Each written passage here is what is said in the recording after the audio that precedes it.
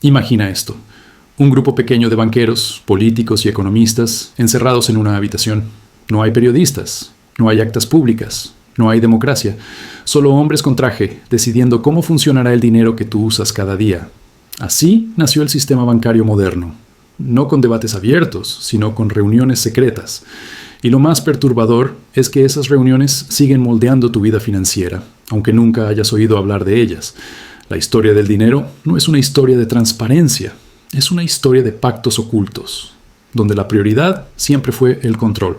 Uno de los episodios más claros ocurrió en 1910 en la isla Jekyll, en Georgia, Estados Unidos.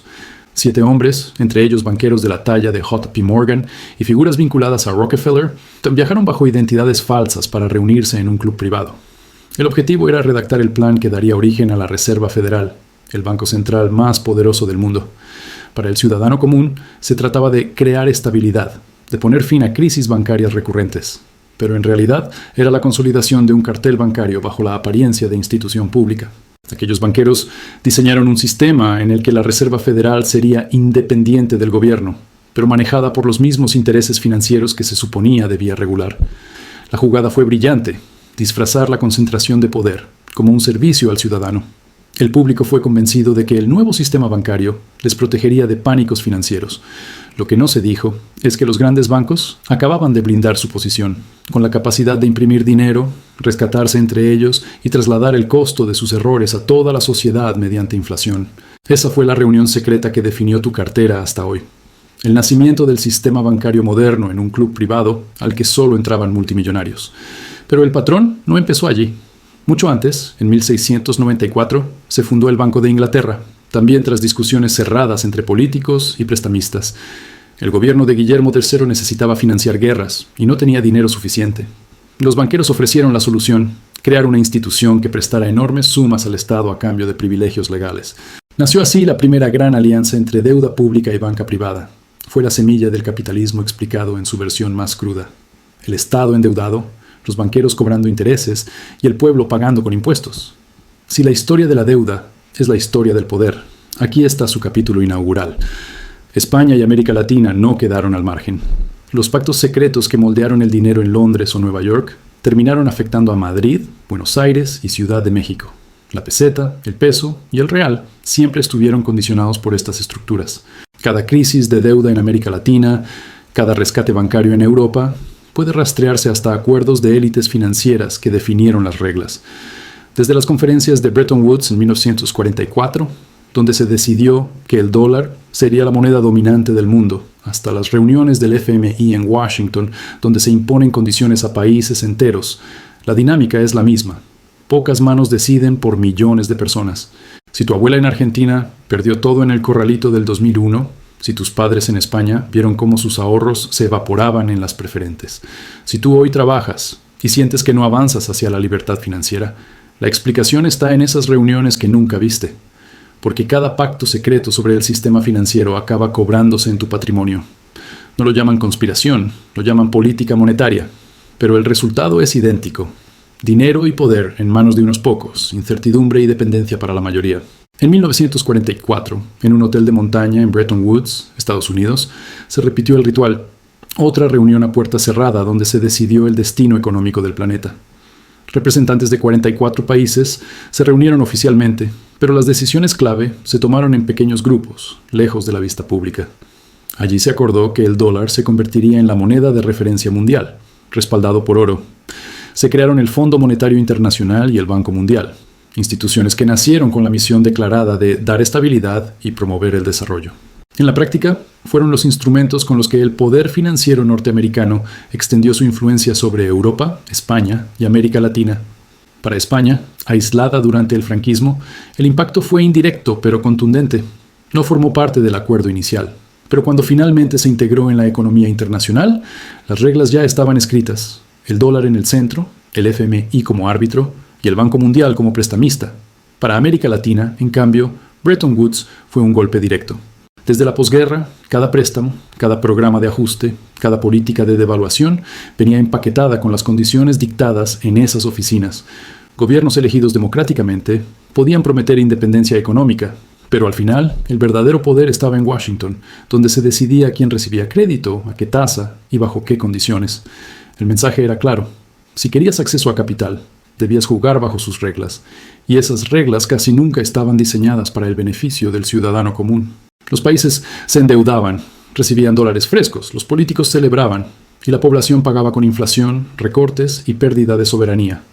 Así se escribió la historia de la deuda en América Latina, desde los años 50 hasta la década perdida de los 80, cuando toda la región colapsó bajo el peso de préstamos imposibles de pagar. Pero España tampoco se salvó. Con la entrada en la Comunidad Económica Europea en 1986, se sumó a otro pacto cerrado, la creación del euro. Otra reunión en despachos privados, otra decisión presentada como modernización. El euro se vendió como símbolo de unidad y fortaleza, pero en la práctica significaba que España renunciaba a su política monetaria. Ya no podía devaluar para proteger su competitividad. Ahora dependía del Banco Central Europeo, una institución con sede en Frankfurt, donde los tecnócratas decidían cuánto valía tu salario y tu hipoteca. La burbuja inmobiliaria española de los 2000 estuvo alimentada precisamente por esa dinámica. Crédito barato, impulsado por un euro fuerte, bancos y cajas de ahorro repartiéndolo como caramelos, y familias convencidas de que se estaban enriqueciendo. El resultado fue el colapso de 2008, con cientos de miles de desahucios y ahorristas arruinados. América Latina, mientras tanto, seguía atrapada en el ciclo de deuda y rescates. En los años 90, el Consenso de Washington dictó las reformas económicas que casi todos los países de la región adoptaron. Privatizaciones, apertura comercial, reducción del Estado, promesas de modernización que terminaron en desempleo, pobreza y crisis recurrentes. Argentina en 2001 es el ejemplo más brutal. Un país atado a la convertibilidad, incapaz de sostener su sistema financiero, obligado a congelar depósitos en el famoso corralito. Detrás de cada decisión había reuniones en Washington entre funcionarios del FMI y ministros de Economía argentinos. La población no tenía voz, solo tenía que obedecer. Lo que une a España y a América Latina es la misma dinámica. Cada reunión técnica en Bruselas, Washington o Nueva York termina convirtiéndose en un golpe directo a la vida cotidiana de millones de personas. Los ciudadanos sienten que toman decisiones personales de finanzas personales. Ahorrar, hipotecarse, invertir. Pero la realidad es que esas decisiones están condicionadas por pactos ocultos entre gobiernos y banqueros centrales.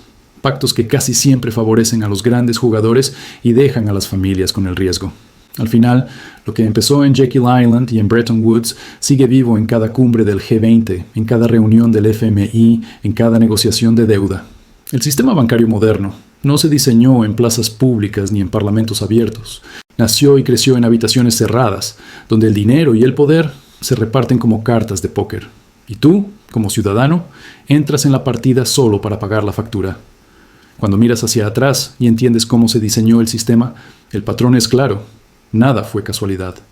El Banco de Inglaterra nació para financiar guerras, la Reserva Federal para blindar a los grandes bancos, Bretton Woods para coronar al dólar como rey, el euro para consolidar un proyecto político a costa de soberanía nacional.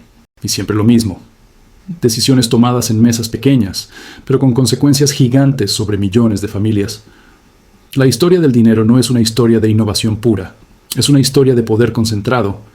Y la historia de la deuda es la prueba de cómo se financia ese poder a costa de la gente común.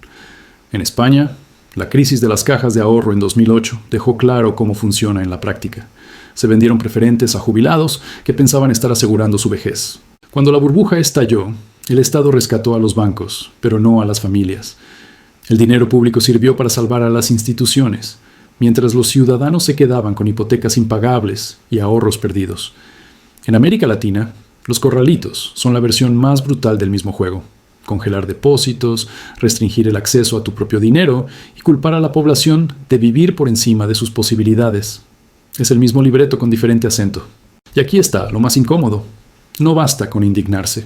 Si quieres proteger tu patrimonio, debes asumir que el sistema está diseñado para mantenerte dependiente. Creer que el banco vela por ti es ingenuidad. Pensar que el Estado te protegerá siempre es peligroso. Lo único que realmente tienes en tus manos es tu educación financiera, tu capacidad de ver la historia con claridad y tu decisión de no repetir errores. ¿Qué significa eso en la práctica? Que el ahorro inmóvil no basta. Necesitas inversión consciente, diversificación, estrategias de riqueza que te permitan superar la inflación explicada, que la deuda solo puede ser herramienta, nunca estilo de vida, que la libertad financiera empieza con disciplina, pero se sostiene con conocimiento y memoria histórica. Si en tu familia alguien ya perdió todo en una crisis, el error sería pensar que a ti no te puede pasar. Lo que distingue al empoderamiento financiero real de la ilusión es entender que la historia siempre deja señales. La conexión con el presente es evidente. Hoy seguimos viendo cómo las grandes decisiones se toman en despachos cerrados. El Banco Central Europeo decide subir tipos de interés y millones de hipotecas en España se disparan. La Reserva Federal imprime billones y la inflación golpea a América Latina. El FMI negocia con gobiernos de la región condiciones que la población nunca votó. Tú no estabas en esas reuniones, pero tu salario, tus ahorros y tu futuro dependen de ellas. La lección final es brutal, pero liberadora. El sistema financiero explicado con honestidad no está para darte libertad, sino para mantenerte en una red de deuda y dependencia. Pero si entiendes la historia, si ves cómo las reuniones secretas del pasado crearon esta realidad, puedes tomar decisiones distintas. Puedes elegir no confiar ciegamente en lo que dice un banco. Puedes diseñar tu propia planificación patrimonial. Puedes construir independencia económica paso a paso. El conocimiento no elimina el riesgo, pero sí te da la única ventaja que no se puede comprar: perspectiva. La historia no se repite, pero si no la entiendes, te aplasta igual. Esto no fue un capítulo cerrado de la historia. Está ocurriendo otra vez. Si quieres verlo antes de que te alcance, suscríbete. En este juego, la información vale más que el dinero. Es la única inversión que nadie puede quitarte.